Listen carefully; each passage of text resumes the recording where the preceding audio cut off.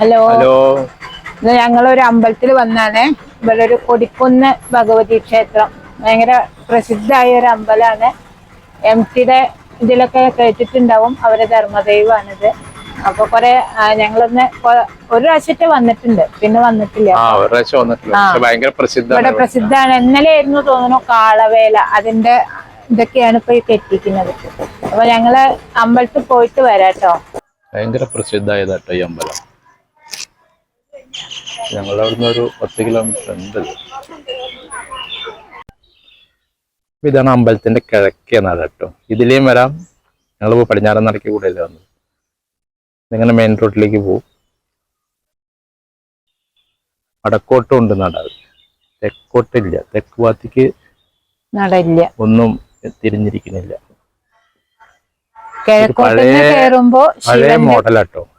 കിഴക്കോട്ടുനിന്ന് കയറുമ്പോ ശിവന്റെ പ്രതിഷ്ഠയാണ് ആദ്യം കാണുക. പടിഞ്ഞാറുന്ന് കയറുമ്പോ ഭഗവതി. അപ്പൊ ഇവിടെ മുട്ടർക്കലാണ് കേട്ടോ പ്രധാനം.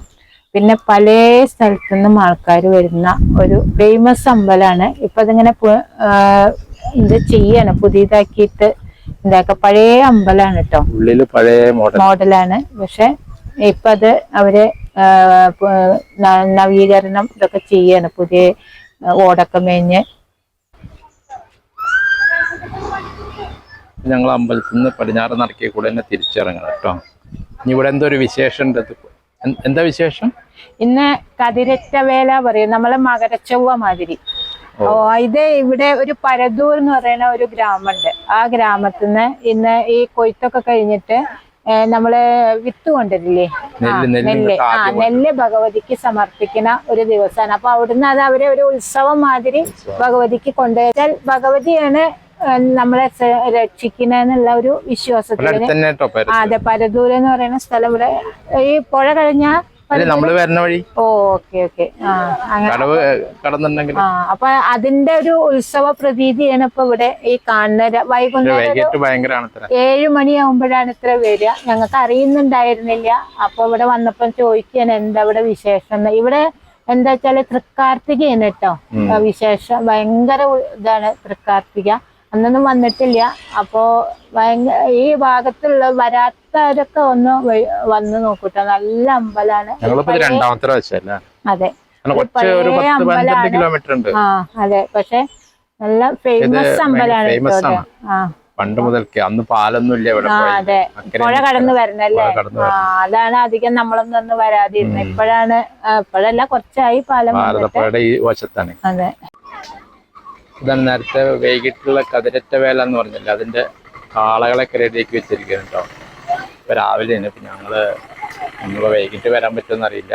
അത് ഭയങ്കര ഫേമസ് തോന്നുന്നു. നേരത്തെ പറഞ്ഞത് ഈ കൊയ്ത്തൊക്കെ കഴിഞ്ഞിട്ടുള്ളതായ അതിന്റെ നെല്ല് അവിടെ ഭഗവതിക്ക് സമർപ്പിക്കാൻ വേണ്ടി. ഇവിടെ അധികം കാട് തന്നെ കേട്ടോ. ഇതാണ് ഭാരതപ്പുഴ, തൃത്താലയ്ക്കടുത്ത ഭാരതപ്പുഴയുടെ ഇത് കൂടെയാണ് ഞങ്ങളിപ്പോൾ ഈ അമ്പലത്തിലേക്ക് പോയത് കേട്ടോ. ഇവിടെ ഇപ്പം എന്താ വെച്ചാൽ നല്ല വെയിലാണ്. ഇവിടെ റെഗുലേറ്റർ ബ്രിഡ്ജ് ഉണ്ട്. അതുകൊണ്ട് ഈ പ്രദേശത്തൊക്കെ വെള്ളത്തിന് അധികം ക്ഷാമം. ഇതൊക്കെ ഞങ്ങളുടെ അവിടേക്ക് എഫക്റ്റ് ചെയ്യും. ഇവിടുന്ന് 6 കിലോമീറ്ററേ ഉള്ളൂ ഞങ്ങളുടെ സ്ഥലത്തേക്ക്. ഈ ബ്രിഡ്ജ് ഇത് വന്നിട്ട് അത് അധികാലൊന്നും ആയിട്ടില്ല കേട്ടോ. ഒരു 10-15 വർഷമായിട്ടുണ്ടോ, അത്ര കാലമൊന്നും ആയിട്ടില്ല. എന്നാൽ വെള്ളപ്പൊക്കത്തിൽ ഇത് തുറക്കാൻ പറ്റാതായിട്ട് ഇതിൻ്റെ ഇതൊക്കെ മുങ്ങി. ആൾക്കാരൊക്കെ അങ്ങോട്ട് പോകാൻ പറ്റാതെ. ഇപ്പോൾ നല്ല ക്ലിയർ ആണ്. വെള്ളം നിറയുമ്പോൾ ഇതിന്റെ ഷട്ടർ തുറക്കും. പോണം വഴി കേട്ടോ വേറൊരു അമ്പലമുണ്ട് ഇവിടെ പുതുതായിട്ട്. അവിടുന്നാണ് ഈ വേല പുറപ്പെടുന്നത്. അപ്പൊ ഞങ്ങളിപ്പോ പോണ വഴി അതൊരു ഗ്രാമമാണ് ശരിക്കും. രണ്ടെല്ലാം ഇവിടെ കാടാണ് കേട്ടോ അധികം. ഈ റൂട്ടിനൊക്കെ ആദ്യം വരാണ്. അതിങ്ങനെ വഴി നോക്കി പോവാണ്. ഇവിടെ ഏതോ ഒരു പുതിയ അമ്പലമല്ല, പഴയ അമ്പലമാണ്. റിനോവേഷൻ. അതെ, ഏറ്റവും പുരാതനമായ ഒരു അമ്പലം കേട്ടോ. പക്ഷെ നമ്മളിതുവരെ ഇത് കണ്ടിട്ടില്ല. അപ്പൊ ഒന്ന് പോയി നോക്കാം എന്ന് വിചാരിച്ചു. അപ്പൊ ഇവിടുന്നാണ് ആ വേല പുറപ്പെടുന്നതെന്ന് പറഞ്ഞപ്പോ നമ്മളൊന്ന് പോവുക കേട്ടോ. ഒരു ചെറിയൊരു റോഡും സൈഡിലൊരു തോട് കാവ് കയറിയത് കേട്ടോ. അങ്ങനെ വെള്ളം പോവാനേ. അതിന്റെ അപ്പുറത്ത് പാടാണ്. പാടത്തിന്റെ അപ്പുറത്ത് കായലാണ് കേട്ടോ. ഇവിടെ ആദ്യം കാട് പിടിച്ച ശിവലിംഗം മാത്രമേ ഉണ്ടായിരുന്നുള്ളൂ കേട്ടോ. അങ്ങനെ അതൊക്കെ വെട്ടിത്തെളിച്ചിട്ട് പിന്നീട് ഇപ്പൊ പുതുതായിട്ട് പണിത് ഉയർത്തുകയാണല്ലേ, അങ്ങനല്ലേ? അതെ അതെ. 3 നില ഉണ്ട് അല്ലേ? മാടും കൂടും പറഞ്ഞൊരു ഓ ഓ തച്ചുശാസ്ത്രത്തിലൊരു ഒരു എന്താ പറയാ, ഒരു പ്രത്യേകതരം മരപ്പണിയാണത്.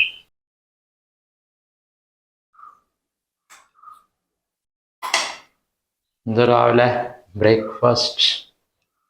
രാവിലെ ഇന്ന് ദോശയാണ് കേട്ടോ. അപ്പോ ദോശ ഉള്ളി ഇട്ടിട്ടുള്ള ഒരു സ്പെഷ്യൽ ദോശയല്ല, ഉള്ളി ഇട്ടിട്ടുള്ള ഒരു ദോശയാണ്. നമ്മൾ ഊത്തപ്പല്ലേ, ഓനിയൻ ഊത്തപ്പം ആണ് ഞാൻ ഉണ്ടാക്കാറ്. പക്ഷെ ഇപ്പൊ ഒരാഴ്ച ഞാൻ തിരുവനന്തപുരത്ത് പോയപ്പോ അവിടെ ഒരു ഹോട്ടലില് ഓണിയൻ ദോശ, അപ്പൊ അത് ഞാൻ ആദ്യമായിട്ട് കഴിക്കട്ടോ. ഓണിയൻ ദോശ, ഊത്തപ്പം കഴിക്കാറുണ്ട്. അപ്പൊ അതെങ്ങനെ ഉണ്ടാക്കാന്ന് ചോദിച്ചപ്പോ അവര് പറഞ്ഞു തന്നു. അപ്പൊ അങ്ങനെ ഒന്ന് ഉണ്ടാക്കാൻ നോക്കുകയാണ് കേട്ടോ. അപ്പൊ അതിന് ഞാൻ 2 വലിയ ഉള്ളിയാണ് എടുത്തിരിക്കുന്നത്. പിന്നെ വലിയ ഉള്ളിയൊക്കെ ഞാൻ ചിലപ്പോൾ ഇങ്ങനെ നേരെയാക്കി ഫ്രിഡ്ജിൽ വെക്കും കേട്ടോ. അപ്പൊ നമുക്ക് പെട്ടെന്ന് ഉണ്ടാക്കാൻ പറ്റുമല്ലോ. അപ്പൊ ഒരു മണം വരാതിരിക്കാൻ ഒരു കവറിൽ ഇട്ടിട്ട് വെച്ചാൽ മതി. അപ്പൊ പിന്നെ തീരെ പുറത്തേക്ക് മണം വരില്ല.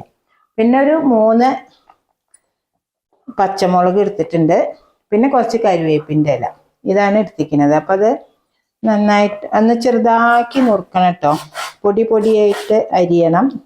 എന്താ വെച്ചാൽ ദോശയിൽ ഇടുമ്പോൾ അത് വലുതായ കടിക്കും അങ്ങനെ വല്ലാതെ.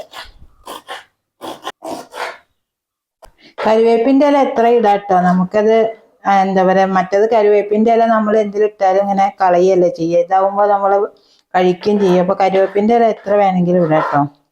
അതെല്ലാം നുറുക്കി ഇനി ഇതെല്ലാം ഒന്ന് വഴറ്റണം. അപ്പൊ അതൊന്ന് വഴറ്റട്ടെ കേട്ടോ. വെളിച്ചെണ്ണ വരുന്നുണ്ട്, ചൂടാവട്ടെ കേട്ടോ. ഉള്ളി, പച്ചമുളക്, കരുവേപ്പിൻ്റെ എല്ലാം കൂടി ഇട്ടിട്ടൊന്ന് വഴറ്റാം.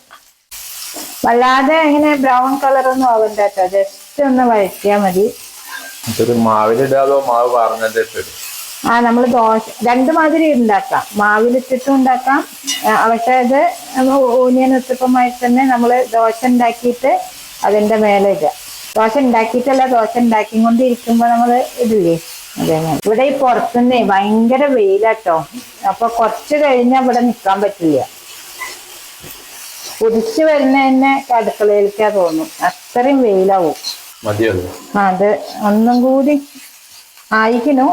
നല്ല വാടിയിട്ടുണ്ട്. ഇനി ഇത് വാങ്ങി വെക്കട്ടെ. ദോശക്കല്ല് നന്നായി ചൂടായി.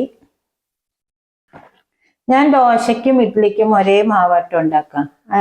2 ഗ്ലാസ് നമ്മുടെ ഇഡ്ഡലി റൈസ് ഇല്ലേ, അതും 1 ഗ്ലാസ് പച്ചരി, പിന്നെ 1 ഗ്ലാസ് ഉഴുന്ന്, കുറച്ച് ഉലുവ, അതെല്ലാം കൂടി ഒന്നാകെ ഇട്ടിട്ടാണ് ഞാൻ അരയ്ക്കുക. എന്നിട്ട് ആദ്യത്തെ പ്രാവശ്യം നമ്മൾ ഉണ്ടാക്കി അന്ന് ഇഡ്ഡലി ഉണ്ടാക്കും, പിന്നെ ദോശ ഉണ്ടാക്കും കേട്ടോ. ഇഡ്ഡലി നല്ല സോഫ്റ്റ് ആവും. അപ്പൊ ഞാൻ മാവ് ഉണ്ടാക്കുക അങ്ങനെയാണ് കേട്ടോ. അപ്പോൾ ഇനി ഇത് ചൂടായി, ഞാൻ മാവ് ഇതിൽ പാരാൻ പോവാണ്.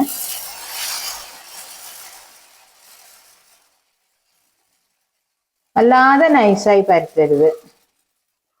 പിന്നെ അതിൽ കുറച്ച് ഞാൻ നല്ലെണ്ണയാണ് കേട്ടോ പാരുന്നത്. നെയ്യ് വേണമെങ്കിൽ പാരാം, പക്ഷെ ഈ ഉള്ളി ദോശ ആയതുകൊണ്ട് നല്ലെണ്ണയാവും നന്നാവുക. ഇനി അതിലേക്ക് കുറച്ച് ഉള്ളി ഇടുക.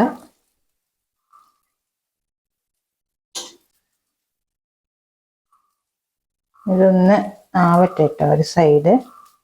ഇതൊന്ന് തിരിച്ചിടുക കേട്ടോ. ഇതിന്റെ മുകളിലും കുറച്ച് എണ്ണ പാർന്നു കൊടുക്കാം.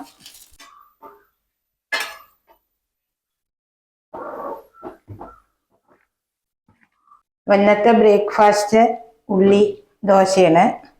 അപ്പൊ ഇത് എല്ലാവർക്കും ഇഷ്ടമായി എന്ന് വിചാരിക്കുന്നു.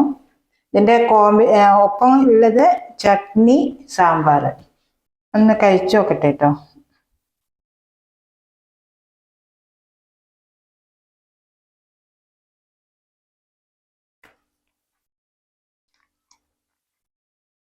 നല്ലൊരു കോമ്പിനേഷനാണ്. അപ്പോൾ എല്ലാവരും ഇതൊന്ന് ട്രൈ ചെയ്യുക. ദോശ തിന്ന് മടുക്കുമ്പോൾ നമുക്കിങ്ങനെ പല വെറൈറ്റി മാതിരി ദോശ ഉണ്ടാക്കാം. അപ്പം ഞാനൊന്ന് അവിടുന്ന് കഴിച്ചപ്പോൾ ഒന്ന് ട്രൈ ചെയ്ത് നോക്കിയതാട്ടോ. പക്ഷെ എളുപ്പമാണ് ഉണ്ടാക്കാൻ. അപ്പോൾ എല്ലാവരും ഒന്ന് ട്രൈ ചെയ്യുക. ഷെയർ ചെയ്യുക, സബ്സ്ക്രൈബ് ചെയ്യുക. Okay, bye. Bye.